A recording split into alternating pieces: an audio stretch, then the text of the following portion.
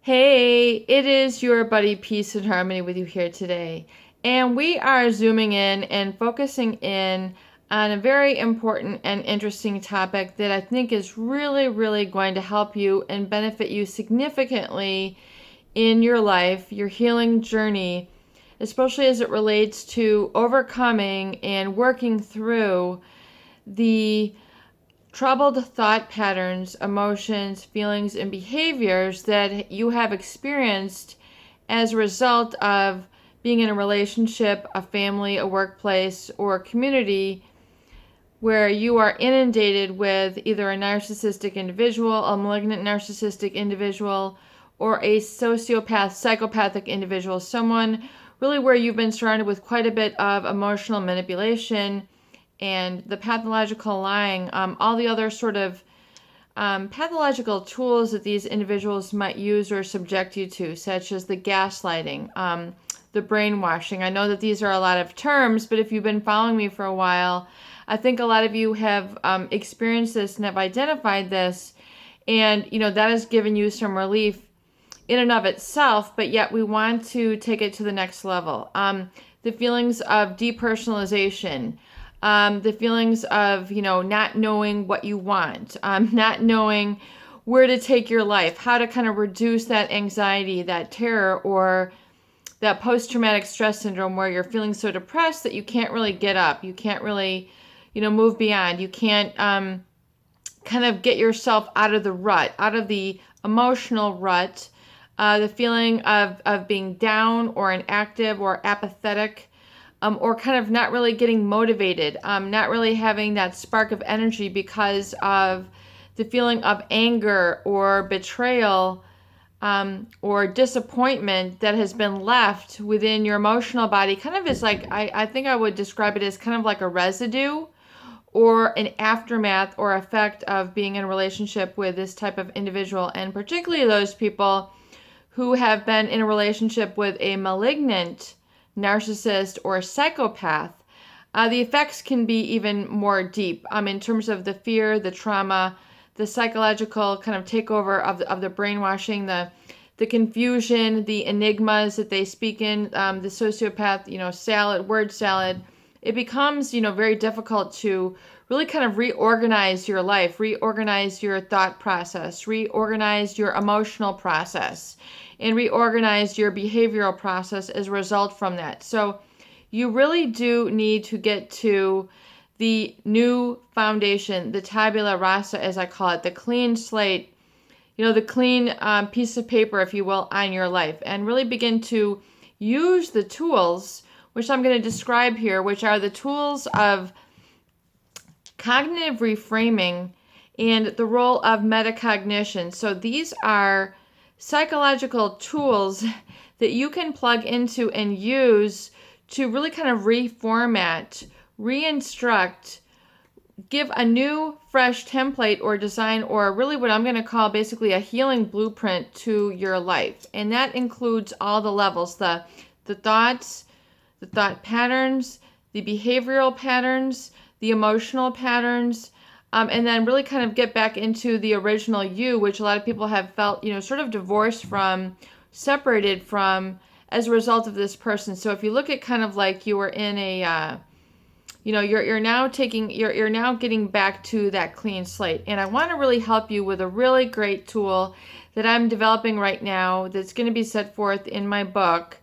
And I'm going to be, and I'm developing this, and this is a specific tool called basically what I'm calling pod thinking, POD thinking, positive, orderly direction in your life. What I find is that most people, their emotions are overwhelmed, their behaviors, their identity is overwhelmed, they're into over obligating, they're getting into a lot of the reactive type of stuff in their life.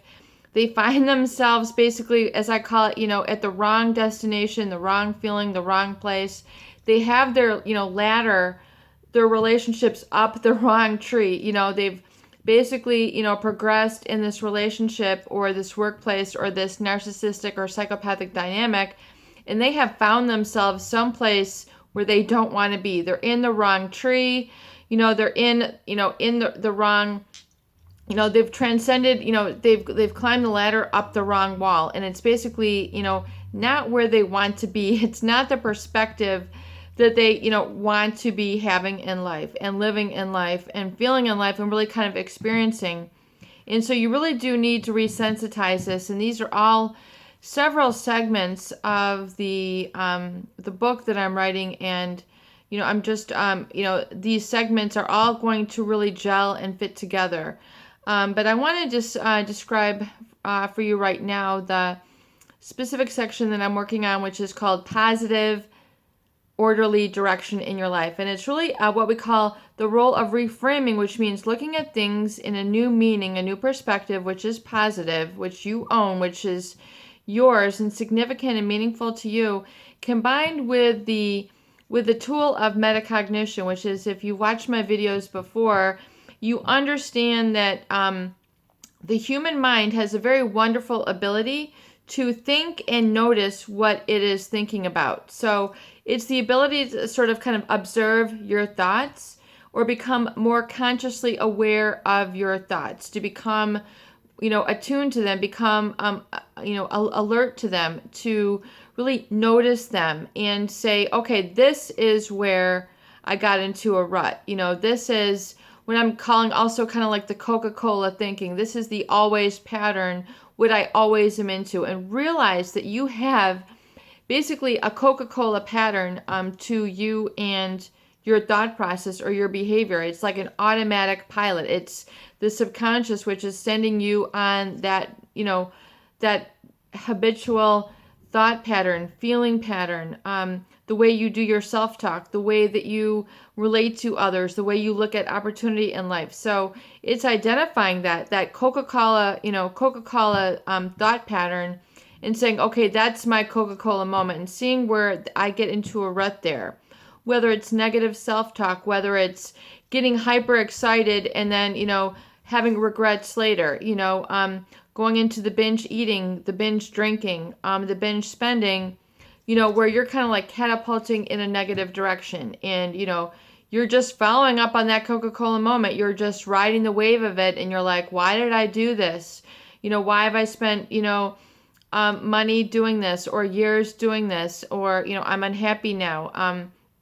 So it's catching yourself and then using the role of metacognition, which is the ability to think about what you're thinking about, and plugging into that. First of all, acknowledging it, becoming aware that you have this skill within you, and then really begin to outline what I call positive orderly direction to your thinking. So positive pod thinking, P-O-D, like a pod that you're in, like a pea in a pod, your happy space, your positive space, getting into that security, that feel good area, really can be developed and tapped into the role of positive orderly direction in your thinking. And so this basically becomes really part of your to-do list or your to-want list or to-be list or to-feel list, more so than just a to-do list. And when you realize that there's positive, orderly direction to your thinking, in other words, having those visions for yourself that you did not follow up on because of the simple fact maybe that you didn't write it down. It's as simple as I didn't write down my passwords, I'm disorganized, I didn't write down my doctor visit, I messed that up with my schedule, I overdrew my bank account, I didn't notice this, or I'm in a bad habit of spending or overeating. I'm completely out of touch with what it is I'm putting in my body, my mouth, and likewise with your thoughts. I'm completely negligent to what thoughts are bombarding me, what feelings are bombarding me, and I'm not using the role of metacognition and cognitive reframing to get to that level and do the observing. And it's a quiet observing, but it will grow with time, and you do need to work on it consistently. And when we develop a positive, orderly direction to our thinking in terms of overcoming the negative thought process that have been placed within us, really, or reactive or unconscious from the narcissist or psychopath, you'll realize that maybe there was an addiction to a negative feeling with this person. So if you have been really in a situation where you have become told the wrong messages or been in a highly reactive state where you're having to react to all the trouble in the emotional manipulation that this person has gotten you into, and you have, overly idealized them, where it's beyond, respect for them. It's you've overly idealized and you've given them power over you in your life. It's time to pull back and separate yourself and take charge, really, and realize that you have the ability to do miraculous things in your life through positive, orderly direction, and what I'm just basically going to call pod thinking, where it's, getting into that awareness. Aha, okay, here's where I messed up. Here's where I stayed too late. Here's where I spent too much. Here's where I ate too much. And I need to, resist that, and really, write it down. The mind is very receptive to the written word. So if you are able to write this down and write something like this, this is just really rough. I write a lot. I am a writer, and I am an author and new product developer as well. But, do you see this? I have, a video concept, and then resist. Can you see this? Resist. So resist, depression, walking away and doing what you need to do. So developing the ability to resist. This is a concept which I want you to get out a plain piece of paper and just write the words resist on, and see where you fall down emotionally. See where you fall down psychologically in your thought patterns. See where you fall down in your organization, and become aware of it. Whether, I know I got a lot of viewer comments, I can't get up off the couch, I'm just going to go lay down. I'm going to, and then, hours go by and they haven't done anything. They haven't changed their life. I want you to use the cognitive reframing tool, the metacognition, and see resist, and begin to resist that and see that is what is keeping you stuck.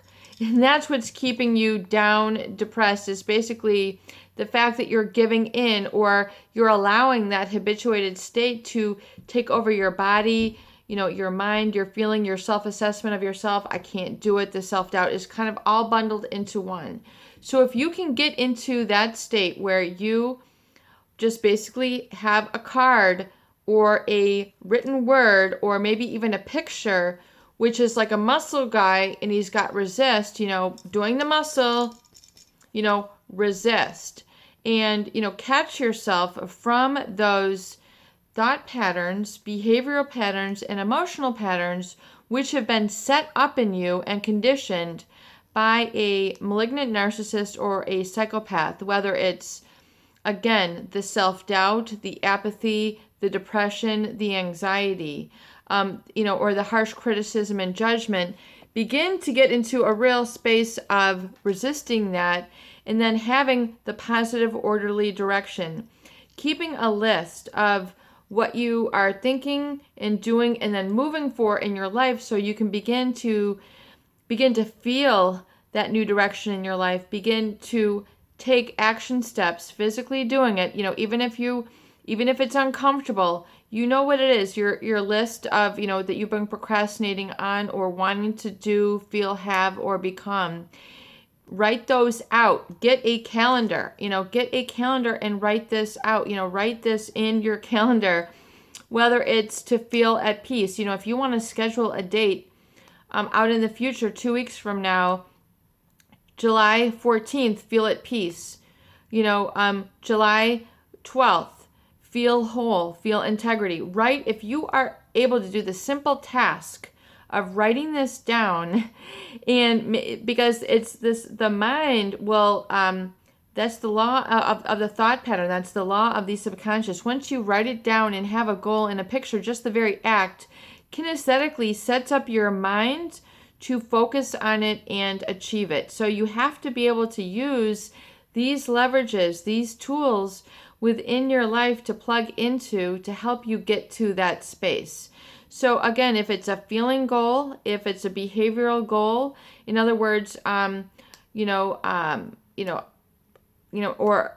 not over drinking, whether it is those,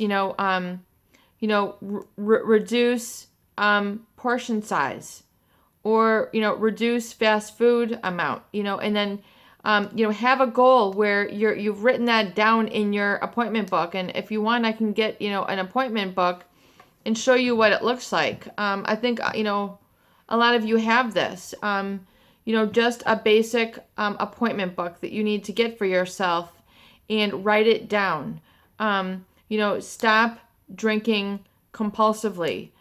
Stop sexing compulsively. Stop texting compulsively.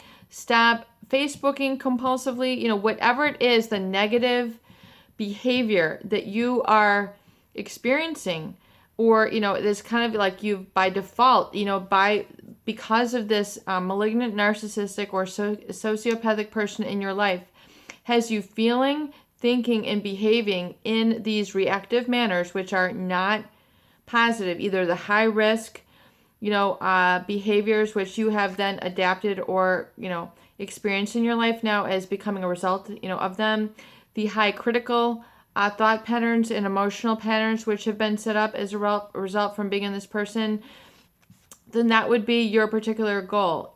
Stop self-doubt. Write it in the calendar. Make a date for it. This is very serious, and this is very effective. And this will create the positive, orderly direction to your thinking. And if you're interested, I can do more video content on this as well, but I'm also developing it in my book that is forthcoming. So this is Peace and Harmony with you here today, and I hope that these videos do help. Please share and please subscribe for more great tools, videos, discussion, and support.